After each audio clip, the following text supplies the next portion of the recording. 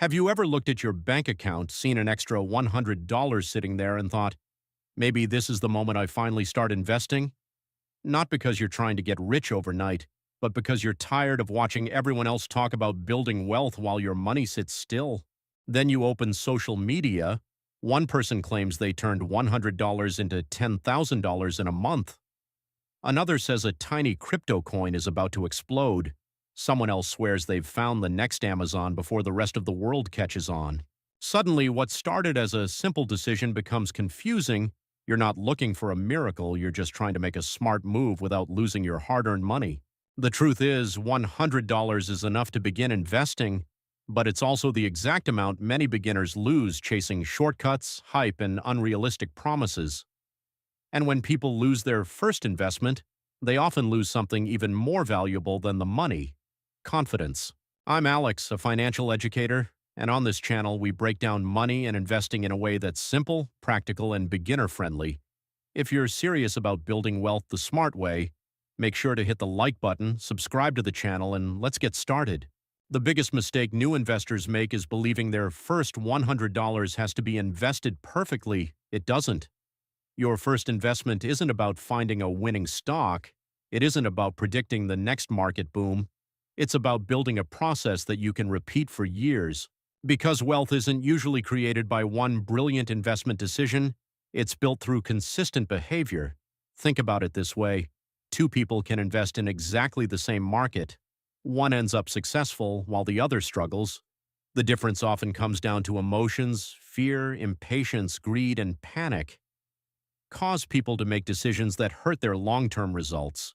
That's why before you invest your first dollar, you need to answer one important question. If an unexpected expense showed up tomorrow, would you need this money back immediately? If the answer is yes, then investing may not be your first priority right now. Many people are far less financially prepared than they realize.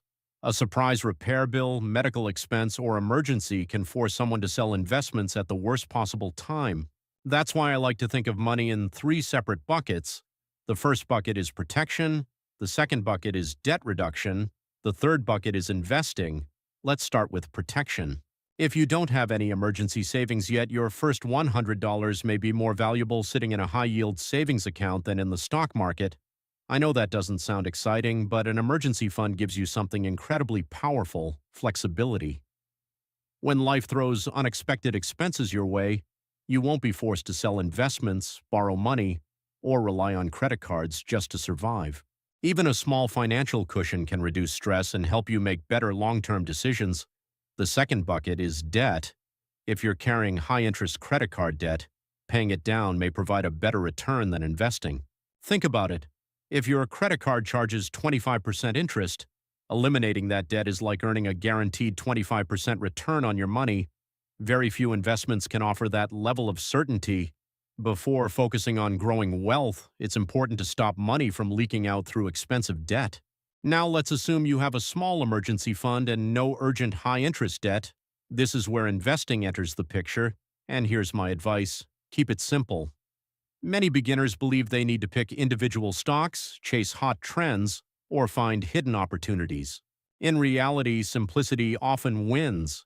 Instead of trying to guess which company will dominate the future, consider owning a small piece of hundreds of companies at once through a broad market index fund.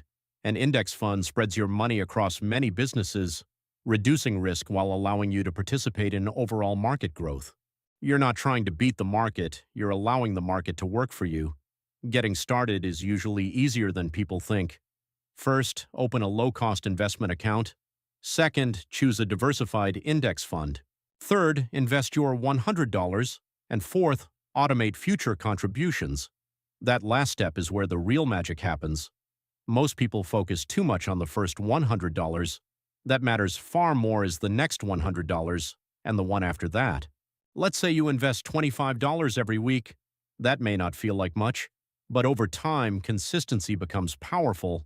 The combination of regular contributions and compound growth can transform small amounts into significant wealth over the long run. This is why successful investors aren't necessarily smarter than everyone else. They're simply more consistent. Now let's talk about something most people ignore: fees. A small fee may seem harmless today, but over decades it can quietly consume thousands of dollars from your portfolio. That's one reason low-cost index funds are often recommended for beginners. Lower costs mean more of your money stays invested and continues working for you. So why do so many people still struggle? Because investing isn't a knowledge problem, it's often an emotional problem. People want excitement, they want quick wins, they want dramatic success stories. But long-term investing is usually boring, and that's exactly why it works. The investors who succeed aren't constantly chasing the next big thing. They're following a system, staying patient, and letting time do the heavy lifting. So here's a simple action plan. If you don't have emergency savings, start building a financial cushion. If high-interest debt is holding you back, focus on paying it down. If you're ready to invest, choose a diversified low-cost index fund, then automate future contributions and stay consistent. Most people spend years waiting for the perfect moment to begin, but the perfect moment rarely arrives. The people who build wealth simply start. Maybe not with thousands of dollars, maybe not with perfect timing, but they start. And years later, that decision changes everything. So here's my challenge for you. Within the next 24 hours, take one step forward, open an investment account, build your emergency fund. Make your first investment or automate your first contribution. It doesn't have to be huge, it just has to happen. Because one day you'll realize that your first $100 wasn't important because of the money. It was important because it marked the moment you started thinking like an investor. If you found value in this video, don't forget to like, subscribe, and let me know in the comments, what are you planning to do with your first $100?